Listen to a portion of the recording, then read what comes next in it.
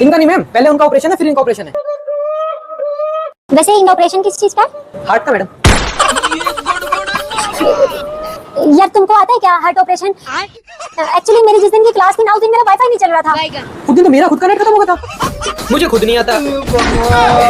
कोई बात नहीं, यूट्यूब है ना, मैं यूट्यूब से सर्च करके तुम्हें बताती हूँ, तुम बस वैसे वैसे करते जाना। हाँ पहले सीधा कट लगाओ, ब्लड को साफ करो। हाँ इसके नीचे नसें होंगी। मैम ये तो 4 नसें हैं, कौन सी वाली काटूं? लेफ्ट वाली काटो। अब इसे किसके साथ जोड़ूं? मैम जल्दी करो। अरे बताती हूँ, 1 मिनट रुको तो। मैम जल्दी बताओ प्लीज। अरे 1 मिनट देखने तो दो। मैम जल्दी प्लीज। अरे ऐड आ गई है, स्किप ऑप्शन नहीं आ रहा, 1 मिनट रुको। आ गया। मैम गया।